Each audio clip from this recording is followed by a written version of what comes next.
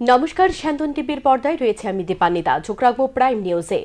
দোলের দিন অঘটন। মধ্যপ্রদেশের উজ্জয়িনীর মহাকাল মন্দিরে গর্ভগৃহে আগুন, ঝলসে গেল ১৩ জন পুরোহিত। স্থানীয় হাসপাতালে তাঁদের চিকিৎসা চলছে। দোল পূর্ণিমায় ওই মন্দিরে বিশেষ পূজার আয়োজন করা হয়েছে। সকালে গর্ভগৃহে ভস্ম আরতির আয়োজন করা হয়। সে সময় আচমকাই আবির এসে পড়ে, তাতে আগুন লেগে যায়। মন্দির থেকে বেরোনোর জন্য হুড়োহুড়ি শুরু হয়ে যায়। অগ্নিকাণ্ডে অন্তত ১৩ জন পুরোহিত ঝলসে যান। তাঁদের উদ্ধার করে স্থানীয় হাসপাতালে নিয়ে যাওয়া হয়। সেখানে চলছে তাদের চিকিৎসা। দীর্ঘ ২৬ ঘণ্টা তল্লাশির পর অবশেষে ডম্বুর জলাশয় থেকে উদ্ধার নিখোঁজ চতুর্থ জেলের নিথর মৃতদেহ। এনডিআরএফ জওয়ানরা সোমবার সকালে উদ্ধার করে সঞ্জিত নন্দীর মৃতদেহ গন্ডাছড়া মহকুমার হাসপাতালে ময়না তদন্তের পর মৃতদেহ তুলে দেওয়া হয় পরিবারের লোকজনদের হাতে। ঘটনাকে কেন্দ্র করে এলাকায় নেমে এসেছে শোকের ছায়া। উল্লেখ্য, শনিবার দুপুরে ৪ জন জেলে ডম্বুর জলাশয়ে মাছ ধরতে যায়। রাতের বেলা ১০টা নাগাদ বিধ্বংসী ঝড় আসে। তখন নিজেদের রক্ষা করতে তারা আশ্রয় নেয় সেখানে জেলেদের জন্য তৈরি করা কারচাল ঘরে। কিন্তু বিধ্বংসী ঝড়ে সেই ঘর ভেঙে জলাশয়ে পড়ে যায়। তারপর থেকে নিখোঁজ ৪ জন জেলে। রবিবার সকাল থেকে উদ্ধার কাজে হাত লাগায় প্রশাসন এবং স্থানীয়রা। দীর্ঘ সময় তল্লাশি অভিযান চালানোর পর রবিবার উদ্ধার হয় নিখোঁজ সঞ্জিত নন্দী ছাড়া বাকি ৩ জন নিথর মৃতদেহ। সোমবার সকালে সঞ্জিত নন্দীর মৃতদেহ উদ্ধার হওয়ার পর এলাকায় নেমে এসেছে শোকের ছায়া। সোমবার এক আনন্দের মুহূর্তের সাক্ষী রইল রাজভবন। দোল উৎসব উপলক্ষে ব্যাপক জাঁকজমকভাবে এক আনন্দঘন অনুষ্ঠান হয় রাজভবনে। রাজ্যপাল ইন্দুসেনা রেড্ডি নাল্লুর উপস্থিতিতে এই বিশেষ অনুষ্ঠানের আয়োজন করা হয়। দৃষ্টিহীন স্কুলের ছাত্রছাত্রী থেকে শুরু করে রাজ্যের বিশিষ্টজনদের নিয়ে রাজভবনে এই অনুষ্ঠানের আয়োজন করেন রাজ্যপাল। পরে সংবাদ মাধ্যমে মুখোমুখি হয়ে রাজ্যপাল ইন্দুসেনা রেড্ডি নাল্লু রাজ্যবাসীকে এই শুভ মুহূর্তের সাক্ষী হয়ে বুকভরা ভালোবাসা ও আন্তরিক শুভেচ্ছা জানান। রাজ্যপাল বলেন, আগামী ১৯ এবং ২৬ এপ্রিল আসন্ন লোকসভা নির্বাচন অনুষ্ঠিত হবে ত্রিপুরা রাজ্যে। সকলে যাতে ভোট কেন্দ্রে গিয়ে গণতান্ত্রিক অধিকার প্রয়োগ করেন তার জন্য আহ্বান জানান রাজ্যপাল। সর্বপ্রথম আপনাদেরকে ও আপনাদের পরিবারের সকল সদস্য ওষুধ দোষাগুণীদেরকে এই पवित्र होलीर प्रति शुभेच्छा।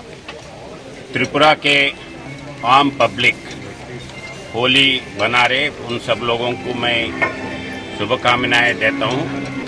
ये रंग होली का जो है, अभी देश भर में इलेक्शंस हो रहे, इलेक्शंस का एक पोंगल माहौल देश भर में है।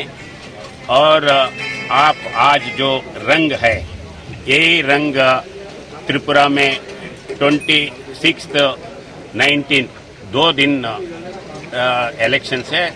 उस दिन आपके उंगली के ऊपर रंग लगा के आप डेमोक्रेसी को बचाना है।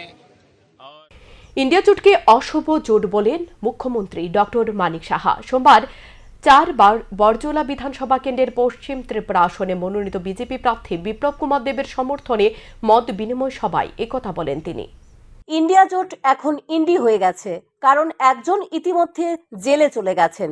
সোমবার ৪ বরজলা বিধানসভা কেন্দ্রে পশ্চিম ত্রিপুরা আসনের মনোনীত বিজেপি প্রার্থী বিপ্লব কুমার দেবের সমর্থনে মত বিনিময় সভায় দিল্লির মুখ্যমন্ত্রী অরবিন্দ কেজরিওয়ালকে কটাক্ষ করতে গিয়ে এই কথা বললেন মুখ্যমন্ত্রী ডক্টর মানিক সাহা।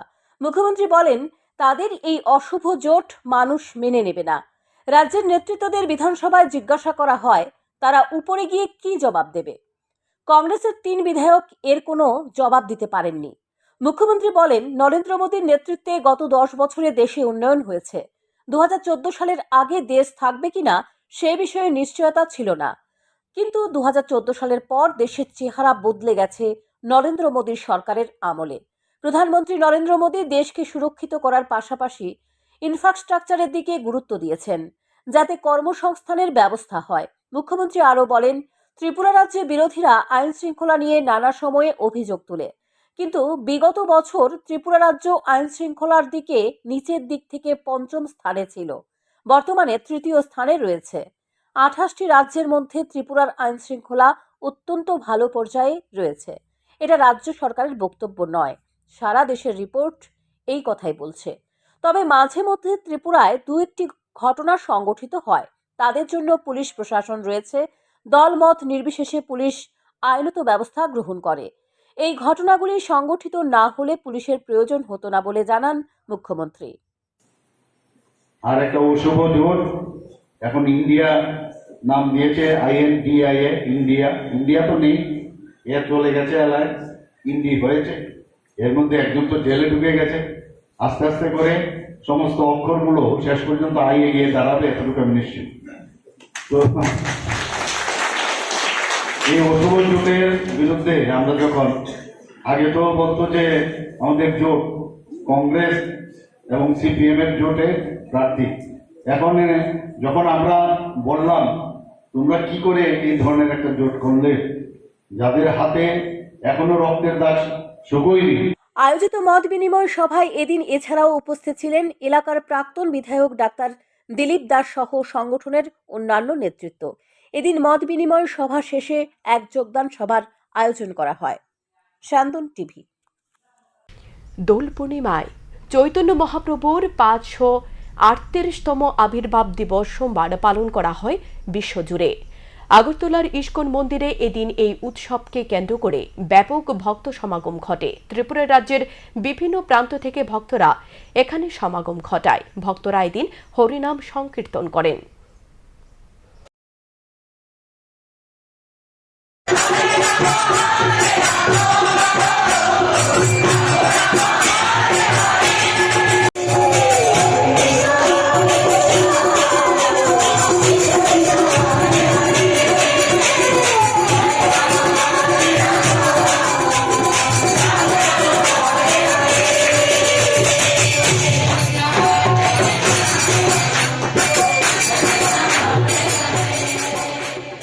কৃষ্ণ, আজকে চৈতন্য মহাপ্রভুর 538তম আবির্ভাব তিথি মহামহোৎসব আমরা সারা বিশ্বজুড়ে ইসকনের তরফ থেকে আমরা উদযাপন করছি। সেই সঙ্গে আগরতলা ইসকন মন্দিরের তরফ থেকেও এই আবির্ভাব তিথি মহামহোৎসব আমরা উদযাপন করছি। আপনারা দেখছেন যে প্রচুর পরিমাণে ভক্ত সমাগম হয়েছে মন্দিরের প্রাঙ্গণে এবং সারা ত্রিপুরা থেকে ভক্তগণ এখানে এসেছেন। তো আর কিছুক্ষণের মধ্যে আমাদের মহাঅভিষেক প্রোগ্রাম শুরু হবে। মহাঅভিষেকের পরে ভগবানের সন্ধ্যা আরতি হবে। সন্ধ্যা আরতির পরে কিছুক্ষণ ভগবানের মহিমা আমরা শ্রবণ করব আমাদের যারা গুরু ভাইরা রয়েছেন ওনাদের শ্রীমুখ থেকে, এবং তারপরে মহাপ্রসাদ বিতরণ হবে। তো যারা এখানে ভক্তরা এসছেন সবার জন্য আজকে অনুকল্প প্রসাদ থাকছে, একাদশী প্রসাদ থাকছে। তো আগামীকালকে জগন্নাথ মিশ্র ফিস্ট প্রোগ্রাম রয়েছে, তো কালকে সবার জন্য প্রসাদ থাকবে। এখনকার মতো সংবাদ এ পর্যন্তই। চোখ রাখুন শান্তন টিভির পর্দায়। শুভরাত্রি।